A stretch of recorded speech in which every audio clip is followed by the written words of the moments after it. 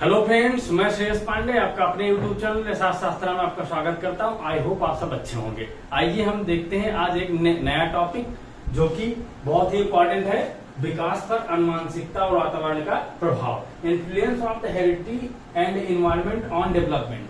बहुत ही important topic है ये। आई होप कि आप इसके पहले वाला वीडियो आप देख चुके होंगे। अगर आपको पीडीएफ चाहिए तो आप कमेंट सेक्शन में कमेंट करिए, मैं आपको टेलीग्राम का लिंक प्रोवाइड करा दूंगा, आप उससे देख रहे होंगे। ठीक है, आइए हम देखते हैं बिना देरी करते हुए कि विकास पर अनुवांशिकता और वातावरण का जो हमारा नया टॉपिक है उसमें कौन कौन से टॉपिक सब टॉपिक है और हम क्या क्या उसमें पढ़ेंगे। सबसे पहले उसमें देखेंगे हम कॉन्सेप्ट ऑफ हेरिडिटी यानी वंशानुक्रम की अवधारणा। दूसरा देखेंगे कॉन्सेप्ट ऑफ एनवायरनमेंट यानी वातावरण की अवधारणा। ठीक है, उसके बाद देखेंगे relation between development, heredity and environment, मतलब विकास, वंशानुक्रम, वातावरण में संबंध क्या क्या है। और चौथा टॉपिक देखेंगे हम नेचर एंड नर्चर डिबेट जो होता है, प्रकृति और पोषण, जो कि बहुत ही इंपॉर्टेंट होता है। ये बहुत ही इंपॉर्टेंट होता है और क्वेश्चन पूछे भी जाते हैं कि प्रकृति और पोषण विवाद क्या है, इसमें कौन कौन से जो मनोवैज्ञानिक है, कौन से प्रकृति का जो है सपोर्ट करते हैं, कौन सा पोषण का सपोर्ट करते हैं, ऐसे क्वेश्चन आएंगे। ठीक है, अब हम इसमें सबसे पहला देखते हैं कि वंशानुक्रम की अवधारणा। जो वंशानुक्रम की अवधारणा, जैसे वंशानुक्रम हम जानते हैं जो माता पिता से मिलता है, फिर और इन्वायरमेंट के बारे में भी जानते हैं हम, जो वातावरण होता है हमें चारों तरफ से घेरे हुए है, इन दोनों में संबंध देखना है, प्रकृति पोषण विवाद देखना है। सबसे पहला टॉपिक हम उठा लेते हैं अपना जो वंशानुक्रम की अवधारणा एंड कॉन्सेप्ट ऑफ हेरिडिटी। अब इसमें भी सब टॉपिक मैंने बना दिया है कि पहले इसकी परिभाषा देखेंगे, फिर वंशानुक्रम देखें, फिर वंशानुक्रम की संरचना देखेंगे कि दादा दादी माता पिता से क्या क्या कितने कितने परसेंट आते हैं, फिर उसके बाद देखेंगे वंशानुक्रम के नियम कि वंशानुक्रम के अंदर कौन कौन से रूल आते हैं। मैं आपको प्रॉपर पहले टॉपिक बताऊंगा, फिर टॉपिक में क्या क्या पढ़ेंगे ये बताऊंगा, फिर उन टॉपिकों में कौन कौन सी सब हेडिंग होगी वो बताऊंगा। अच्छे से आपको बिल्कुल क्लियर करते हुए चलता हूं। ठीक है, अब हम स्टार्ट करते हैं। पहला जो हमारा है वंशानुक्रम की परिभाषा। अब हम इसमें देखते हैं आगे। जैसे पहला वंशानुक्रम की परिभाषा और वंशानुक्रम की संरचना ये देखेंगे। सबसे पहले हम वंशानुक्रम की परिभाषा देख लेते हैं।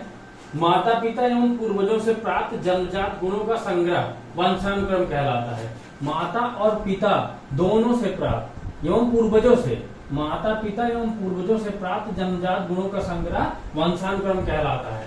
समझ गए आप वंशानुक्रम क्या होता है? जैसे शारीरिक संरचना, ठीक है, शारीरिक गठन, बुद्धि, आंखों का रंग, बाल, त्वचा, सृजनशीलता या मूल प्रवृत्तियां, मतलब जो भी आपके माता पिता एवं आपके पूर्वजों से मिले वह आपका वंशानुक्रम कहलाता है। चाहे आंखों का रंग हो, चाहे आपका त्वचा का रंग हो, चाहे बॉडी का स्ट्रक्चर हो, जो भी हो। ठीक है, और इसमें सेकंड देखते हैं वंशानुक्रम की संरचना कि वंशानुक्रम की संरचना क्या है और हमारी उत्पत्ति कैसे होती है। दादा दादी और नाना नानी, दादा और दादी से जो होता है हमारे पिता यानी पितृकोश होता है, और नाना और नानी से जो होता है हमारा मातृकोश होता है। समझ गए? दादा दादी जो हमारा पितृकोश होता है दादा दादी से होता है, जो हमारे पिता का होता है, और माता का नाना और नानी से मातृकोश बनता है। इन दोनों के मिलने से शुक्राणु और अंडाणु के मिलने से निषेचन होता है, और निषेचन के बाद एक प्रक्रिया होती है जो नई कोशिका का जन्म होता है, जो युग्मनज होता है, जहां से एक सेल की उत्पत्ति होती है, वहां युग्मनज होता है, और यही हम होते हैं, हमारी उत्पत्ति यहीं से होती है। तो आई होप आप सबको अच्छा लगा होगा कि मातृकोश और पितृकोश के मिलने से युग्मनज का निर्माण होता है। यह है वंशानुक्रम की संरचना। अब वंशानुक्रम के नियम में देखेंगे। पहला जो समानता का नियम होता है, सबसे पहले इसको जान लेते हैं। समानता का नियम क्या कहता है पहले जान लेते हैं कि समान समान को जन्म देगा, यानी जो मनुष्य है वो मनुष्य को जन्म देगा, और जो जानवर है वो जानवर को ही जन्म देंगे। यानी समानता का नियम हमारा यही है कि मनुष्य मनुष्य को जन्म देगा और जानवर जानवर का जन्म देगा। ठीक है, सेकंड है बीज कोश की निरंतरता का नियम। बीज कोश की निरंतरता का मतलब है कि बीज कोश कभी नष्ट नहीं होता है। हमारे पूर्वजों का बीज कोश हमारे अंदर भी है, हमारे माता पिता के अंदर है, हो सकता है हमारे आने वाली पीढ़ियों को उनके अंदर हो, मतलब बीज कोश कभी नष्ट नहीं होते हैं। ठीक है। जैसे हमारे दादा दादी से हमारे माता पिता से हमें से आगे वाली पीढ़ी में जाते रहते हैं, बीज कोष कभी नष्ट नहीं होते हैं। प्रत्यागमन का नियम सबसे इंपॉर्टेंट ये है। प्रत्यागमन का नियम ये कहलाता है कि किसी भी मंद बुद्धि माता पिता के बच्चे तीव्र बुद्धि हो सकते हैं और किसी भी तीव्र बुद्धि माता पिता के बच्चे मंद बुद्धि हो सकते हैं। मतलब दोनों कंडीशन हो सकती है। मतलब तेज बुद्धि वाला के बच्चे धीमा मतलब मंद बुद्धि हो सकती है और मंद बुद्धि माता पिता के बच्चे तीव्र बुद्धि हो सकते हैं। वही होता है प्रत्यागमन का नियम। डाल्टन का जीव सांख्यिकी नियम कहता है कि जैसे माता पिता है, माता पिता और दादा दादी, माता पिता का 1/8 भाग और दादा दादी के 1/4 भाग जो बच्चे में आता है। ऐसे ही अगर नाना नानी और पूर्वज जो आ जाएंगे उनका 1/8 भाग। मतलब इसका कहने का मतलब ये है, डाल्टन का जीव सांख्यिकी का नियम ये है कि माता पिता का 1/2 भाग, दादा दादी और नाना नानी का 1/4 भाग, ऐसे ही जो इनके जो पिताजी होंगे उनके 1/8 भाग, उनके भी 1/10 भाग, ऐसे ही बच्चे में आते हैं। मतलब माता पिता के सबसे ज्यादा आते हैं, फिर उसके बाद दादा दादी, फिर उनके पूर्वज जो होंगे बच्चे में वैसे आते हैं। वही है इनका डाल्टन का जीव सांख्यिकी का नियम। अर्जित गुणों के संक्रमण का नियम। अब अर्जित गुणों के संक्रमण का नियम, अर्जित गुणों के संक्रमण का नियम होता है कि माता पिता जो भी सीखेंगे वह अर्जित गुण होगा, बच्चे में नहीं आएगा। जैसे मान लो यहां मैं बता दे रहा हूं, जैसे माता पिता हैं, माता और पिता और अर्जित गुण हैं, इनके अर्जित गुण है, वे बच्चे में नहीं आएंगे। यही है अर्जित गुणों के संक्रमण का नियम। यानी माता पिता जो भी अर्जित गुण कर ले सामान्य परिस्थिति में वह बच्चे के अंदर नहीं आएगा। माता पिता के जीन्स उनके अंदर आ सकते हैं, पर वो जो अर्जित करेंगे, जो एनवायरनमेंट से जो सीखेंगे, वो बच्चे में समान परिस्थिति में नहीं आएगा। वही है अर्जित गुणों के संक्रमण का नियम। मेंडल का नियम जो होता है वो प्रधान गुणों के प्रत्यागमन का नियम होता है। प्रधान गुण यानी माता या पिता दोनों में से, माता या पिता दोनों में से किसी का एक प्रधान गुण हो जाता है, बच्चे के अंदर वही ज्यादा दिखता है। यही होता है प्रधान गुणों के प्रत्यागमन नियम। मतलब दोनों के एक एक जो होते हैं गुणसूत्र होते हैं, दोनों में दो जोड़े पाए जाते हैं। इनमें माता का या तो पिता का किसी का एक गुण जो प्रधान हो जाता है वही बच्चे में दिखने लगता है, चाहे माता का हो या पिता का हो। यही होता है मेंडल का नियम, मतलब प्रधान गुणों के प्रत्यागमन का नियम। भिन्नता का नियम होता है, अब जान लेते हैं भिन्नता का नियम होता है, तो एक ही माता पिता के बच्चे भिन्न भिन्न हो सकते हैं। भिन्नता का नियम ये होता है कि एक ही माता पिता के बच्चे सेम नहीं होते हैं, एक ही माता पिता के बच्चे भिन्न भिन्न हो सकते हैं।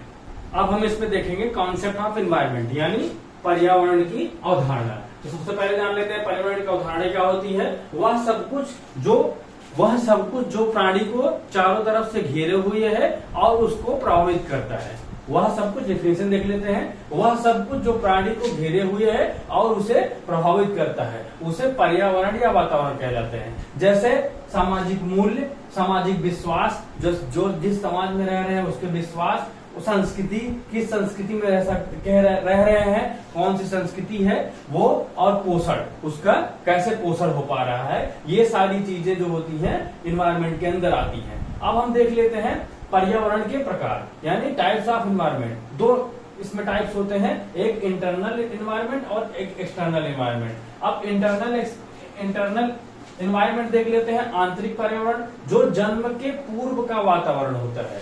जब हम जन्म लेते हैं उसके पहले का वातावरण जो होता है वो क्या कहलाता है, आंतरिक पर्यावरण। और जन्म के बाद का जो वातावरण होता है, जन्म के बाद का वातावरण जो होता है वो बाहरी पर्यावरण कहलाता है। जन्म के पूर्व का जो वातावरण होता है आंतरिक वातावरण कहलाता है। अब हम जन्म के पहले का देख लेते हैं, जो आंतरिक वातावरण है यह बच्चे की जैविक, मतलब बच्चे की जैविक स्थिति कैसी है, उसकी भावनात्मक स्थिति कैसी है, उसकी मानसिक स्थिति कैसी है, उसकी व्यक्तिगत जो सिचुएशंस है, मतलब उसके जन्म के पूर्व, ये सारी चीजें जो जन्म के पूर्व व्यक्तिगत विशेषताएं जैसे जो भी हैं वो सब आंतरिक वातावरण में शामिल होती हैं। जैसे एक बच्चे का स्वभाव अगर शर्मीला है, एक बच्चे का स्वभाव अगर शर्मीला है तो वह किसके अंदर आ जाएगा, आंतरिक इन्वायरमेंट यानी आंतरिक पर्यावरण के अंदर आ जाएगा। सेकंड वाला देख लेते हैं हम, जो जन्म के बाद होता है। जैसे यह उसके परिवार कैसा है, जिस परिवार में वह रह रहा है, या जन्म के बाद जब बच्चा जन्म ले लेता है उसके बाद का वातावरण है कि बच्चे का परिवार किस तरीके से है, फिर उसके विद्यालय के लोग कैसे हैं, वह जिस समाज में रह रहा है वो समाज कैसे है, जिस संस्कृति में रह रहा है या रह रही है वो कैसा है, ठीक है। उसमें भौतिक परिवेश, उनकी बोल चाल या फिर रहन सहन वो किस तरीके से है, आज जो शामिल होते हैं वो जन्म के बाद वाले वातावरण यानी बाहरी वातावरण में शामिल होते हैं। जैसे एक बच्चे का स्कूल अगर स्कूल का माहौल अगर सकारात्मक है तो वह होता है बाहरी पर्यावरण। आई होप आप सबको ये अच्छा लगा होगा कि आंतरिक पर्यावरण क्या होता है और बाहरी पर्यावरण क्या होता है। आंतरिक पर्यावरण जो जन्म के पहले होता है वो आंतरिक पर्यावरण कहलाता है, और बाह्य पर्यावरण जो होता है जो जन्म के बाद होता है। अगर एक बच्चा स्वभाव से शर्मीला है तो आंतरिक पर्यावरण में कहलाएगा। अगर किसी बच्चे का जो विद्यालय का माहौल है अगर सकारात्मक है तो वह बाहरी पर्यावरण में आएगा। अब हम इसी में देखेंगे नेक्स्ट टॉपिक अपना जो है विकास, वंशानुक्रम, वातावरण में संबंध यानी relation between development, heredity and environment. ठीक है, अब देख लेते हैं क्या होता है इसका संबंध, मतलब विकास का, वंशानुक्रम और वातावरण में संबंध क्या होता है ये समझ लेते हैं। तो मैंने आपको पहले ही बताया था जो विकास होता है, डेवलपमेंट होता है, वो वंशानुक्रम और वातावरण का योगफल नहीं गुणनफल होता है। मैंने आपको एक फार्मूला बताया था फर्स्ट क्लास में ही, इंट्रो देते टाइम याद होगा आपको कि विकास जो होता है वंशानुक्रम का और वातावरण का योगफल नहीं बल्कि गुणनफल होता है। आई होप आपको याद होगा। यही है इसका संबंध कि विकास क्वेश्चन देता है डायरेक्ट सीटेट में कि बताओ विकास का वातावरण और वंशानुक्रम से क्या संबंध है, उसका योगफल होता है, उस पर गुणनफल होता है या दोनों नहीं होते हैं, ऐसे 3 ऑप्शन दे देगा। तो आपको पता होना चाहिए कि विकास, वंशानुक्रम, वातावरण का योगफल नहीं गुणनफल होता है। ठीक है, अब यहीं से एक चीज बहुत इंपॉर्टेंट होती है यहीं से कि अब विकास में मतलब डेवलपमेंट में आपका हेरिडिटी ज्यादा इंपॉर्टेंट होता है या फिर एनवायरमेंट।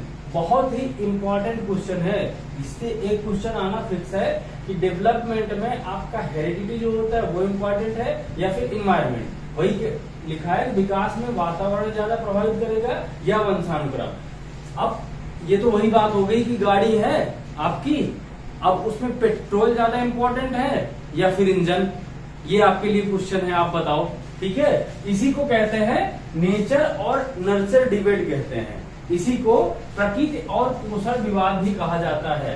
इसी डिबेट को विकास में वातावरण ज्यादा प्रभावित करेगा या वंशानुक्रम ज्यादा प्रभावित करेगा, इसी पर बहस होती है यानी डिबेट होती है, जिसको कहते हैं प्रकृति पोषण विवाद यानी नेचर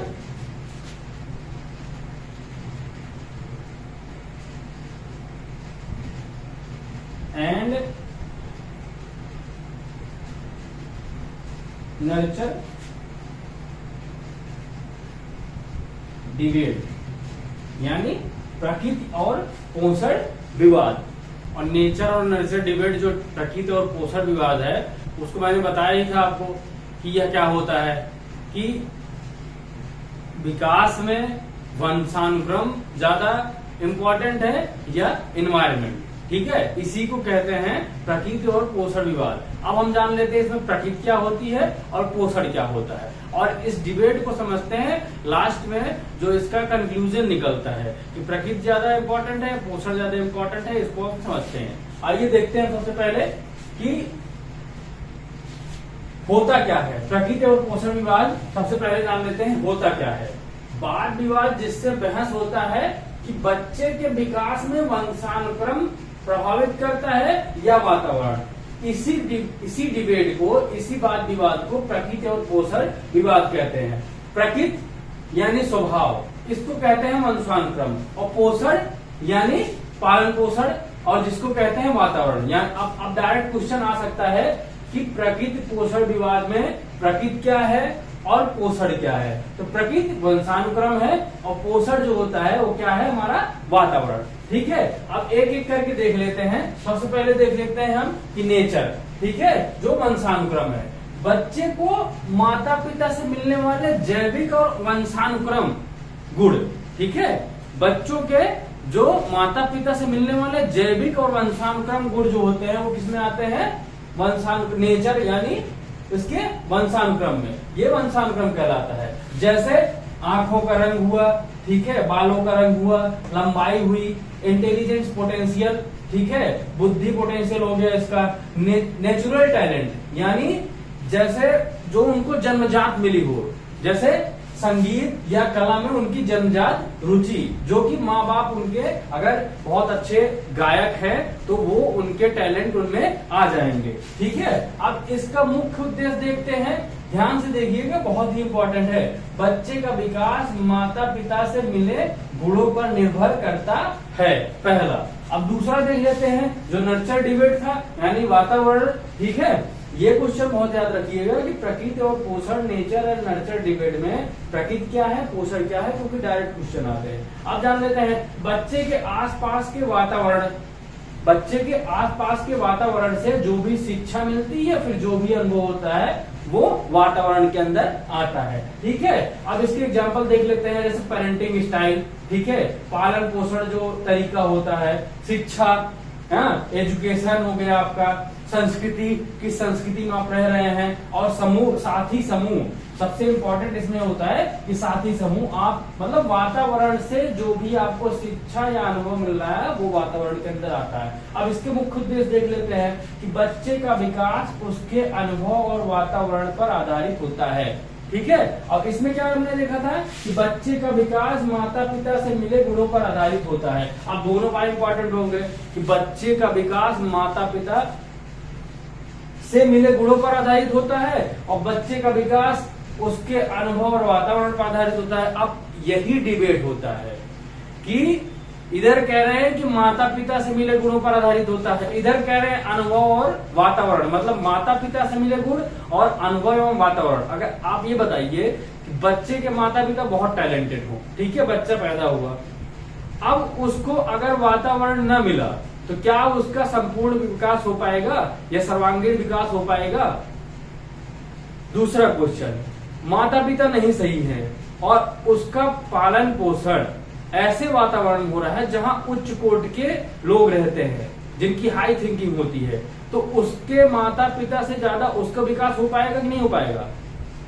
हो पाएगा कि नहीं पाएगा? हो पाएगा। तो वही मैं कह रहा हूं कि अगर बच्चा जन्मजात उसके माता पिता उच्च कोटि के हैं, ठीक है, और वातावरण नहीं मिला तब भी उसका विकास नहीं होगा, और माता पिता उच्च कोटि के नहीं है और उसका जो है वातावरण अगर अच्छे हो गया तभी विकास हो जाएगा। यानी विकास के लिए वंशानुक्रम और वातावरण, मैंने आपको बताया था ना विकास में संबंध, विकास में वंशानुक्रम भी जरूरी है और वातावरण भी जरूरी है, क्योंकि अगर आपका वंशानुक्रम बहुत सही है, वातावरण नहीं मिला तो आपका विकास नहीं हो पाएगा, और वंशानुक्रम नहीं, आपका जो है वंशानुक्रम बहुत सही है और वातावरण आज जिस वातावरण में आप जा रहे हैं, जैसे आपका वंशानुक्रम मैंने बताया कि सही है, वातावरण नहीं मिला तब भी आपका विकास नहीं हो पाएगा, और आपका वंशानुक्रम बहुत सही है पर आप जिस वातावरण में रह रहे हैं वो सही नहीं है तो तब भी आपका विकास नहीं हो पाएगा।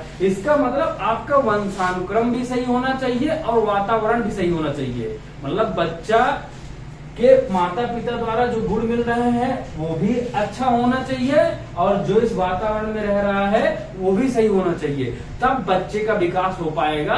और इसी को कहते हैं नेचर एंड नर्चर डिबेट, यानी प्रकृति और पोषण विवाद। आई होप आप सबको ये अच्छा लगा होगा, क्योंकि बहुत ही इंपॉर्टेंट टॉपिक है ये प्रकृति पोषण विवाद, और इंटरेस्टेड भी है। जैसे मैंने पहले क्वेश्चन किया था कि एक गाड़ी है, अब उसको चलने के लिए इंजन की आवश्यकता होती है या पेट्रोल की या डीजल या केरोसिन, फिर कंफ्यूजन आ गया। तो भाई दोनों जरूरी है कि अगर इंजन नहीं होगा पेट्रोल लेके आप करोगे क्या, ठीक है, और इंजन होगा पेट्रोल नहीं होगा गाड़ी कैसे चलेगी, ठीक है। तो इसी के लिए विकास के लिए वंशानुक्रम और वातावरण दोनों ही जरूरी होते हैं। क्वेश्चन आता है कि विकास में, बच्चे के विकास में ज्यादा इंपॉर्टेंट कौन सा होता है? वंशानुक्रम पहला ऑप्शन, दूसरा वाला वातावरण, तीसरा ये दोनों, और चौथा इनमें से कोई नहीं। तो आपको तीसरा वाला ऑप्शन चुनना है कि विकास, वंशानुक्रम और वातावरण दोनों की जरूरत होती है। ठीक है, आई होप आप सबको अच्छा लगा होगा। इस डिबेट में हम देखेंगे कौन कौन से साइकोलॉजिस्ट हैं जो एक प्रकृति का समर्थन करते हैं, एक पोषण का, यानी एक नेचर का और एक नर्चर का। मैंने बहुत सारे हैं ऐसे, पर मैंने कुछ इंपॉर्टेंट थे जो मैं लेके आया हूँ, मैं आपको बता दूं। जैसे मैंने नेचर के देख लेते हैं पहले, जो मतलब वंशानुक्रम होते हैं। पहला नाम आता है इसमें नॉर्म चॉम्स्की का। जैसे आप लोग जानते ही हैं कि भाषा सीखने की जन्मजात क्षमता होती है, यानी बच्चे कुछ न कुछ भाषा जो है जन्म से ही सीख कर आते हैं, या बाहरी सीखने की जरूरत नहीं पड़ती उनको, चॉम्स्की का कहना है। ठीक, दूसरा है फ्रांसिस गाल्टर। ये कहते हैं कि वंशानुक्रम की भूमिका प्रमुख होती है, मतलब विकास में वंशानुक्रम की भूमिका प्रमुख होती है। इन्होंने कहा था प्रकृति में यानी वंशानुक्रम में। अब दूसरा देख लेते हैं पोषण यानी वातावरण में। तो पहला सबसे पहले जॉन लॉक आते हैं, जो सबसे क्या ही बताओ इनका सबसे बेकार इनका है। कहते हैं बच्चे का मस्तिष्क कोरी स्लेट के समान होता है। अब बच्चे का मस्तिष्क कोरी स्लेट के समान होता है, मतलब बच्चा पैदा होता है कुछ भी, मतलब उसके वंशानुक्रम से माता पिता से कुछ भी नहीं मिलता है। ये यही कहते हैं कि बच्चा का मस्तिष्क जो होता है वो कोरी स्लेट के समान होता है। ठीक है, दूसरे सबसे और महान है जेबी वाटसन। ये कहते हैं तुम मुझे एक नवजात शिशु दे दो, मैं जो चाहूं तो बना सकता हूँ। चोर, डॉक्टर, बिजनेसमैन, ऐसे ऐसे साइकोलॉजिस्ट है कि मतलब बिल्कुल 100% सपोर्ट किसको कर रहे हैं? वातावरण को, यानी नर्चर को। कि सीधे एक कह रहे हैं कि बच्चे के मस्तिष्क जो है कोरी स्लेट के समान होता है जब वो होता है। दूसरा कह रहे हैं कि एक बच्चा मुझे नवजात शिशु दे दो, मैं उसको जो चाहूं तो बना दूंगा। पर दोनों भी जरूरी नहीं है और दोनों ही गलत हैं। ये भी गलत है और ये भी गलत है। फिर इन सब के बीच में आते हैं वुडवर्थ, जो वुडवर्थ आते हैं, इन सब के बीच में आते हैं। ये वही वाला एग्जांपल देते हैं, किसी भी मोटर को चालू करने के लिए आपको इंजन की जरूरत है या फिर पेट्रोल की, तो दोनों की जरूरत होती है। उसी का एग्जांपल देके इन्होंने बताया कि विकास वातावरण को भी जरूरी होती है, यानी इन्वायरमेंट भी जरूरी होता है इसमें, और वंशानुक्रम भी होता है। जैसे इन्होंने एग्जांपल दिया कि विकास को मान लो पौधा, ठीक है, विकास को पौधा मान लो और वातावरण को खाद और वंशानुक्रम को बीज। अब पौधे को तैयार करने के लिए आप पहले बीज देंगे, फिर खाद पानी उसमें जाएगा, उसके बाद पौधा तैयार होगा। ठीक है, अगर आप बीज ही नहीं दिए, खाद पानी कितना भी देते रहे, पौधा होगा? नहीं होगा। और अगर आप बीज दे दिए, उसमें पानी और खाद डाल ही नहीं रहे हैं, क्या आपका बीज तैयार होगा? नहीं होगा। मतलब आपके लिए बीज भी जरूरी होना चाहिए और खाद पानी, फिर पौधा आपका तैयार होगा। उसी तरीके से वंशानुक्रम भी जरूरी होता है और वातावरण भी जरूरी होता है, तभी बच्चे का विकास हो पाएगा, सर्वांगीण विकास। आई होप आप सबको ये अच्छा लगा होगा और आप इंजॉय कर रहे होंगे वीडियो कि इसके पहले वाला वीडियो भी आप देख रहे होंगे। कमेंट सेक्शन में आप कमेंट कर सकते हैं अगर कोई भी डाउट हो, या फिर आपको इसका पीडीएफ चाहिए तो मैं आपको टेलीग्राम लिंक प्रोवाइड कर दूंगा। ठीक है, आई होप आप सब अच्छे होंगे। मिलते हैं एक नए टॉपिक के साथ। जय हिंद।